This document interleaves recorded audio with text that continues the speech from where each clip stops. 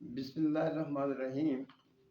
मुअज़्ज़ज़ नाज़रीन सामीन, अस्सलामु अलैकुम। काफ़ी महीनों के बाद आज ये वीडियो मैं डाल रहा हूँ। कुछ तो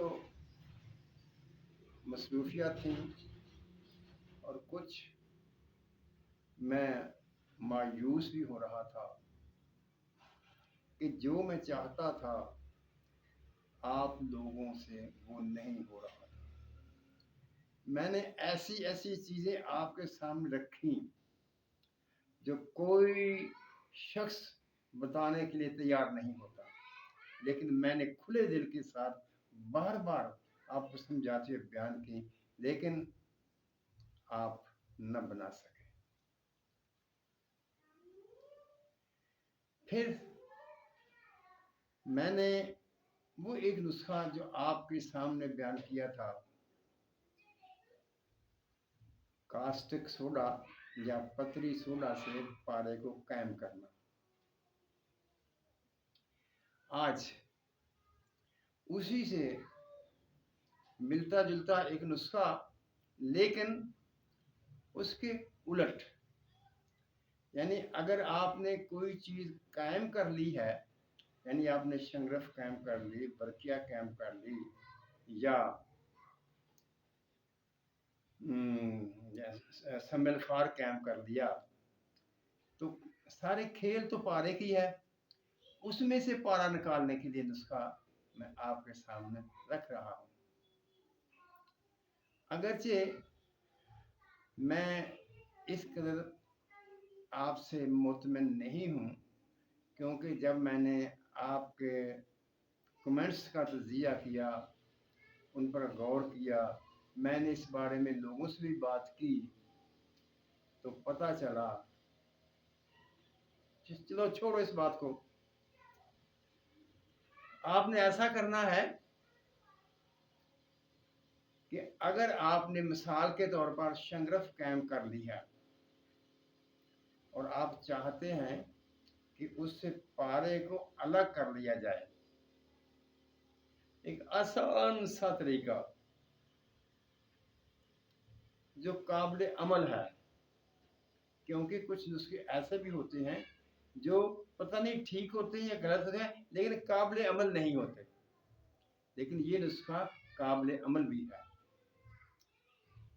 ये तो आप जानते हैं कि अगर गंधक और कास्टिक सोडा को मिलाकर खनन किया जाए तो गंधक जो है वो हल हो जाती है, वो पानी के जरिए बाहर निकल आती है।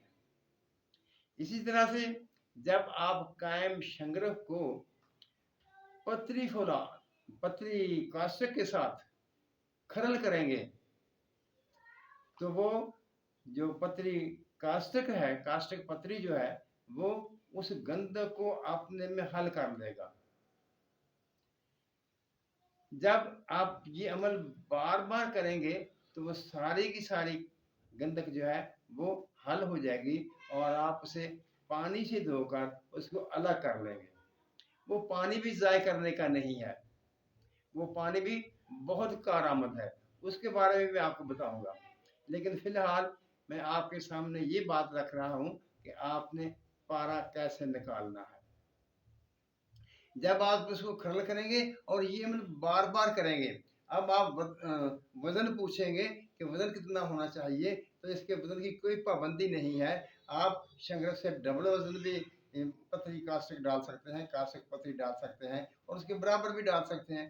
आपने खरल करना है। जब वो नमी पकड़ लेगा तो आपने उसमें थोड़ा थोड़ा पानी मिलाकर उसको खरल करते जाना है और वो पानी नथार लेंगे, उसे संभाल लेंगे और उस पर दोबारा जो खरल में आपके पास चीज़ बची हुई है उसमें फिर कास्टिक सोडा डालेंगे और उसको खरल करेंगे। इसी तरह से उस वक़्त तक आप इसे करते रहेंगे कि वो सारे का सारा पारा नीचे आपके खरल में रह जाएगा और जो गंधक होगी वो हल होकर पानी में चली जाएगी। इसी तरह से आप अगर समलफार को खरल करेंगे तो उसका भी जो पारे के अलावा चीज़ें हैं वो कास्टिक में हल होकर बाहर चली जाएंगी और आपका समलफार का पारा आपके घर में बाकी बच जाएगा।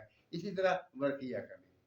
यानी आप जिस उपदात का पारा निकालना चाहेंगे उसे कास्टिक सोडा के साथ खरल करेंगे। खरल करने के बाद उसे धोकर पारे को अलग कर लेंगे और इस तरह से आप बड़ी आसानी के साथ पारा उसमें से अलग कर लेंगे।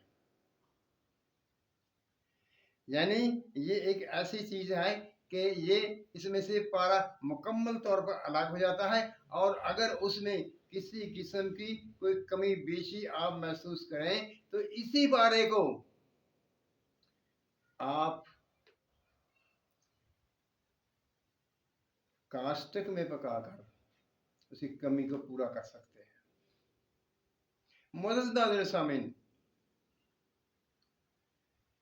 अगर कोई एक बंदा भी मुझे ये बता देता कि मैंने कास्टिक में से कास्टिक पतरी के ज़रिए से गंधक तेज़ाब गंधक वाला जो फार्मूला है उसमें से मैंने पारे को कायम कर लिया तो मुझे बड़ी खुशी होती।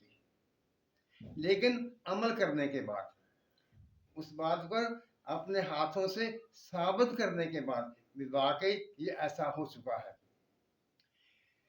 अब ये नुस्खा मैंने आपके सामने बयान किया है, इससे आप किसी भी कायम चीज को, किसी उपदात को उसमें से पारा अलग करना चाहें तो आप उसमें से पारा अलग कर सकते हैं इंशाअल्लाह ताला। एक और आसान सा नुस्खा जो किसी भी चीज को जारी करने के बारे में है वो इंशाअल्लाह आइंदा वीडियो में मैं आपके सामने रखूंगा। मुअज़्ज़ज़ अल्लाह ताला हम सब पर अपनी रहमतों की बारिश करे, हमें सच बोलने, सच सुनने और सच पर कायम रहने की तौफीक अता फरमाए। आमीन। अल्लाह हाफिज।